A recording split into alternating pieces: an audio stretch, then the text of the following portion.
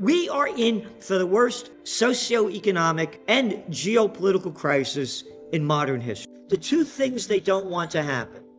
They don't want the equity markets to crash, and they don't want gold prices to skyrocket to where they should go, because then the little people will know how bad it is. They don't know how bad it is until the markets crash. Gold prices should have been skyrocketing for the last 3 years.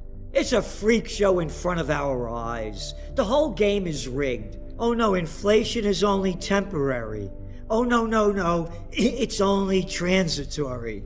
And look at the crap that they've been selling for over a year and a half. Temporary, it's not real, it's only transitory. And then we have Janet Yellen, who back in April of 2021 said, no, this inflation isn't real. Now she's saying the recession isn't real. So if they're spewing out the same garbage, we should swallow it. Because after all, they've been totally wrong before, so they must be right now. Or else they were lying about it. Because everybody knew inflation was real, but they wanted to keep those zero interest rate policies so they could keep the equity markets going up. What did they pump in? $6.3 trillion, the government, to fight the COVID war? Oh, that's not inflationary. It's the Russians that did it. It's a freak show in front of our eyes. The whole game is rigged. Hey, they just got a guy that was the head of the FDA that regulated the tobacco industry. Guess where he just went? Oh, it was reported last week. Philip Morris. Oh, who's the guy that play our defense contractor? Oh, you mean Lloyd Austin that came off the board of directors of Raytheon? It's one big club and you ain't in it. The whole game is rigged.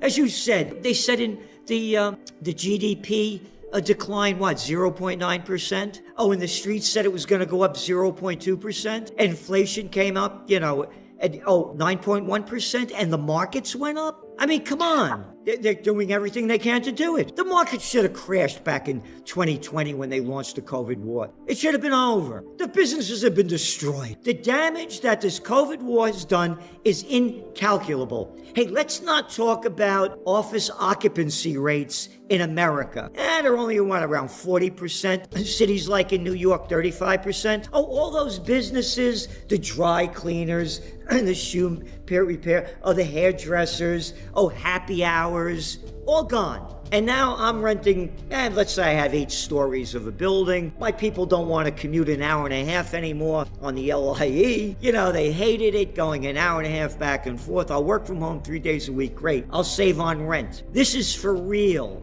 Office occupancy rates in New York City, in Chicago, in San Francisco, they're in the toilet, and so are the businesses. Before this happened in New York, before this happened in 2019, there were for rent signs all over the place. Now look at the damage that this has done, the businesses that have been put out of business. Oh, I went out of business, now I'm going to come back again?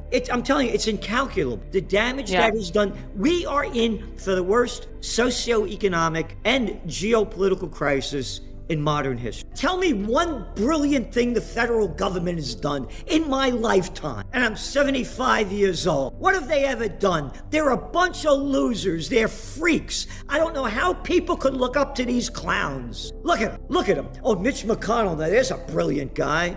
Oh, Nancy Pelosi. Oh, yeah, brilliant. Oh, again, it's one big club and you ain't in it, as George Carlin said. Who's Nancy Pelosi's father? Oh, the mayor of Baltimore at the top. Oh, yeah, who was George E. Bush? Oh, my daddy was a president. My grandpa was Prescott Bush. Who was Andy Cuomo? I'm going to rename the Tappan Zee Bridge after my daddy. I mean, look at the freak show. They don't know what they're doing. Look, I was the assistant to the Secretary of the New York State Senate at 26 years old. The people that are running the government are the people I hated in high school and college that wanted to be class president or head of the student council. Again, he only bet $1 million.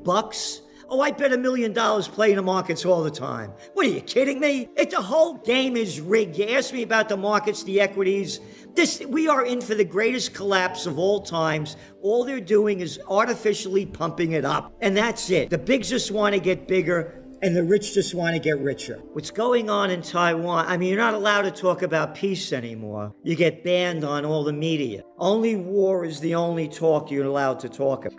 So when you talk about Nancy Pelosi, there was a man by the name of, they really don't like this guy. His name was George Washington, first president of the United States. He warns the American people in his farewell address not to get involved in foreign entanglement. He says harmony, liberal intercourse with all nations are recommended by policy, humanity, and interest. He goes on to say that avoid avenues to foreign influence in innumerable ways. You ready? Such attachments are particularly alarming to the truly enlightened and independent patriots.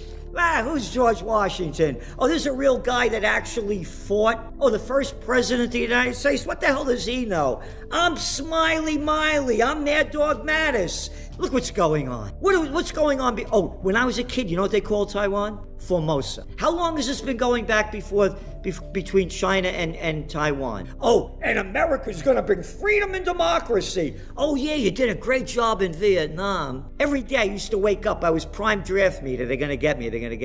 You did a great job in Iraq. Only killed, depending on whose numbers you're looking at, between 850,000 to 1.3 million. Great job in Afghanistan. Terrific. Only 20 years and you left billions of dollars of weapons behind. But we're going to bring freedom and democracy. There's a great book. It was called Wars Iraq by General Smedley Butler, the most decorated Marine in history. He wrote it in the 1930s. Wars Iraq. He talks about how, what he did to bring Standard Oil into China, the Brown brothers, so they could do banking in Haiti and Cuba. One after another. You think we'd be in Libya and eastern Syria and Iraq if their major export was broccoli and not oil? It's a criminal act. Again, George Washington, his words to the American people, and now with the Ukraine war. You ready for this? Europe has a set of primary interests, which to us have none or a very remote relation. Hence, she must be engaged in frequent controversy, the causes of which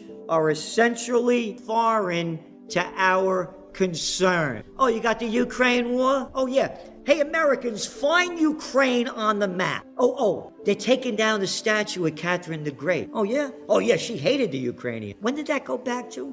Oh, about 1750? You mean this is going on back and forth to them since 1750, and you want me to get involved in this? Oh, we're going to bring freedom and democracy. I've been hearing that line all my life. And just quickly, Trends Journal, spring 2014. You see the picture? United States overthrow of the democratically elected government of Viktor Yanukovych in 2014. Chapter and verse written by Dr. Paul Craig Roberts, former Assistant Treasury Secretary under Ronald Reagan. Again, it's rigged. The proof is there. Because they don't want, the two things they don't want to happen. They don't want the equity markets to crash, and they don't want gold prices to skyrocket to where they should go, because then the little people will know how bad it is. They don't know how bad it is until the markets crash.